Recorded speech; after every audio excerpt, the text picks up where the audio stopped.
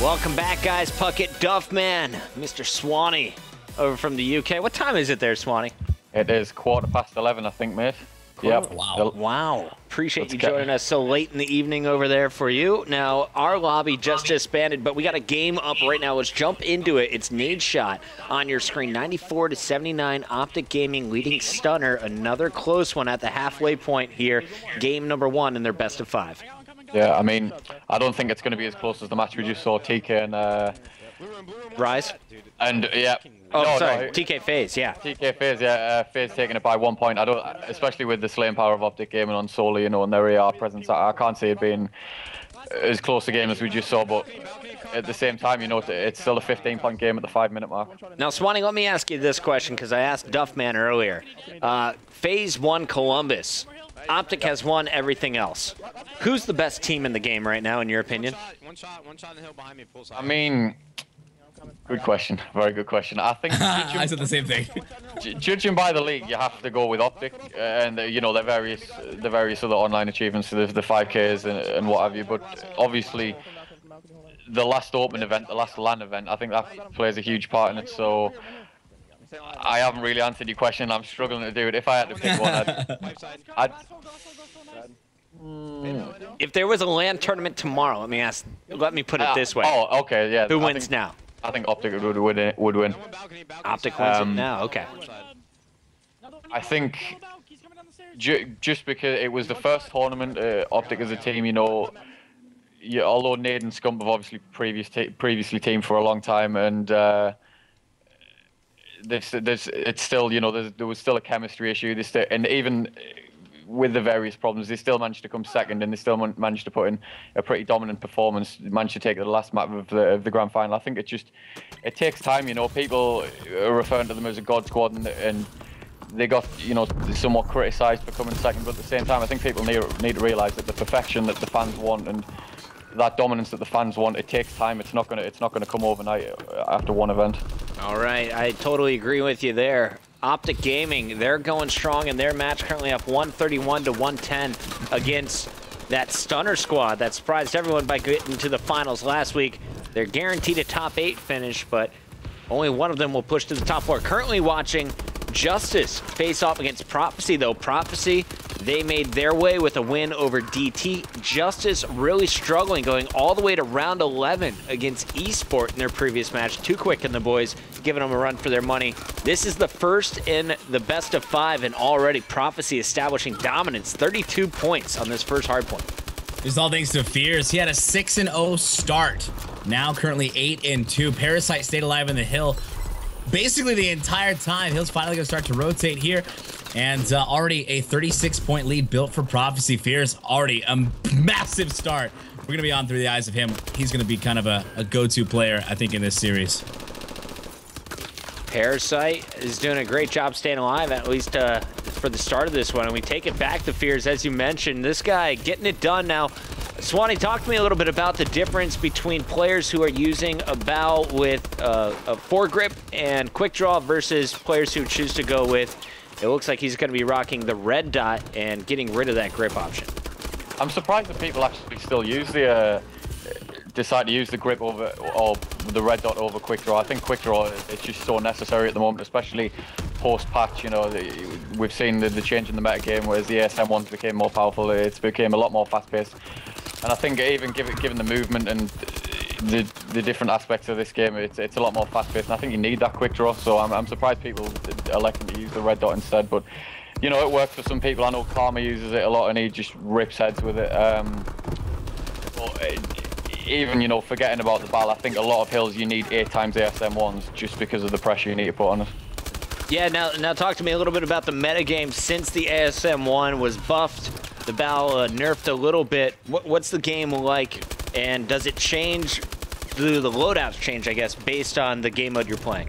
Yeah, I mean, it's completely different. Before we saw unanimously, you know, everyone used the ball. It was 8 times ball pretty much every map, every situation. Now, there are other options. You've even seen players like, you know, Clay pulling out I think it's the MLG, the LMG, and a few other unorthodox choices. So it definitely opens up the choice of weapons that players can use a lot more. But I think the thing which is different with Call of Duty Ghosts and Black Ops 2, for example, it was almost always, you know, regimented, 1 AR, 3 SMGs, whereas now you can kind of mix it up a bit. You can just change guns depending on the hill and depending on the situation, so it's not as if there are defined roles anymore.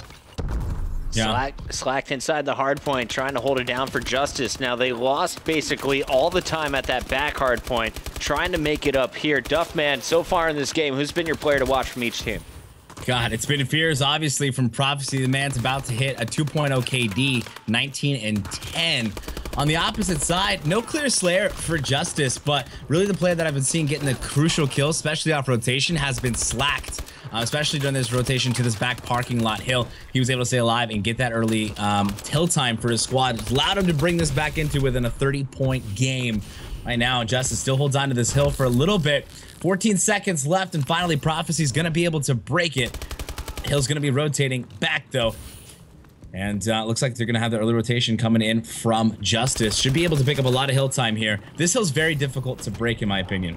Yeah, this is, as with a lot of maps, you know, the 4th hill, this hill, it's an incredibly important hill to hold, because the rotation from 3rd to 4th and then 5th, it kind of dictates the pace of the game, especially in the dire minutes, and whoever gets that rotation, whoever is able to capitalize on the most points generally wins the game. And I think JusTus, well, they nearly got broken, you know, as you said. Ricky! Sorry. Yeah. Ricky just went on a 7 kill spree. Before that, guys, he was sitting at 6 and 15.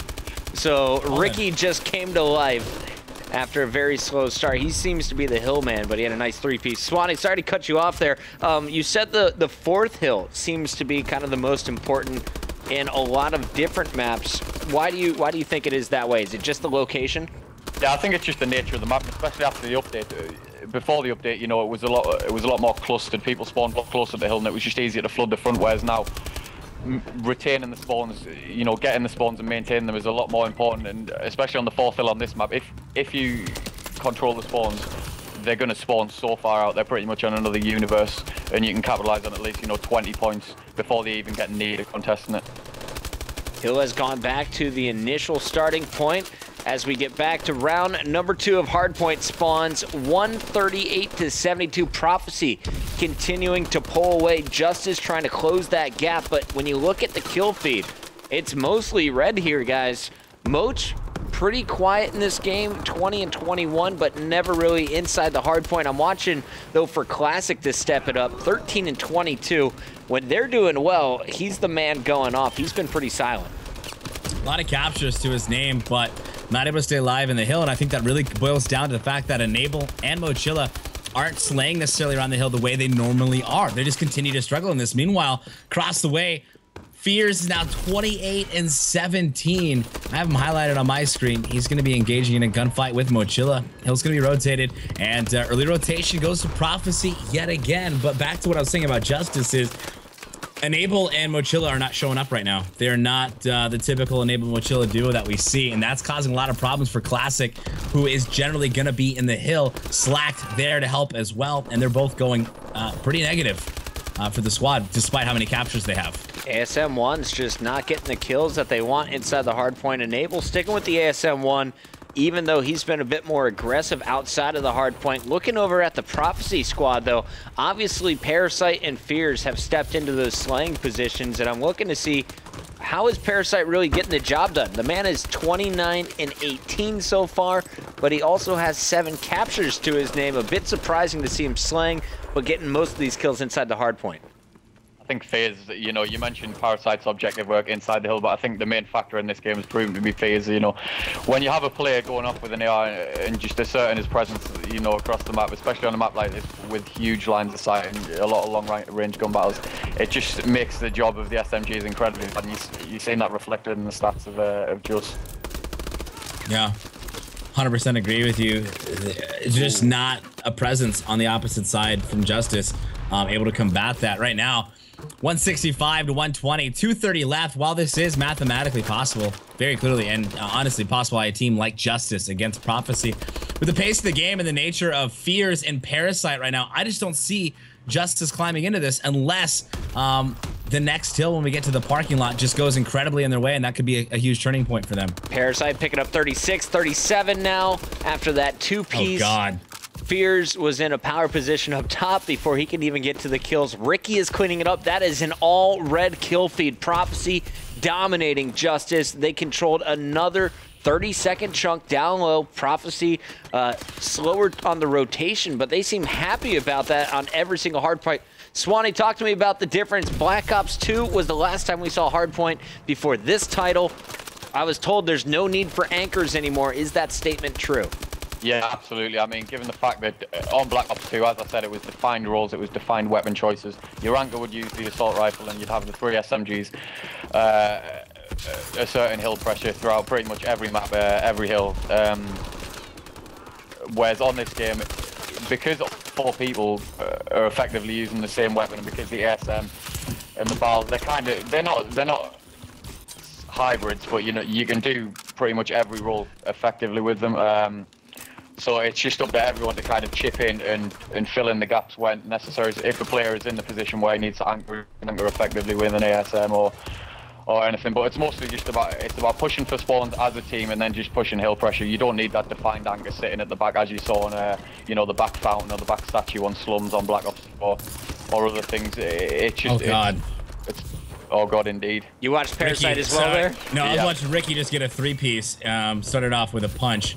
I know he's on a 3-point streak. He's gonna find another player, but finally get dropped. But Ricky likes to interrupt Swanee with his plays. Yeah. It's interesting, Ricky, actually. I've always regarded him as not particularly the most objective-orientated player, but he seems to have transitioned to that playstyle pretty well. I mean, you can see at the moment he's leading his team on caps by quite some distance. And I actually saw Ricky immediately transition to the objective role, and that went back to the Optic Plays AW lane. It was his first time ever playing the game. First thing he did was control the uplink. He was the guy always holding on to the hard point. He seems to really flourish in this game under that new role, and I really like to see Parasite playing that kind of number 2 OBJ role, but still putting up most kills on his squad. He's getting the job done with the ASM-1, and I really feel like the addition of this weapon into the game mode has made Parasite an even more valuable player when working for that objective. I mean, yeah, the fact that he's got over 40 kills with an SMG against a team of this caliber, it's pretty outstanding, to be honest. 44-27, 9 captures. Parasite, MVP in my opinion there on Solar Hardpoint. We're going to see pretty dominant performance in our first of 5 games.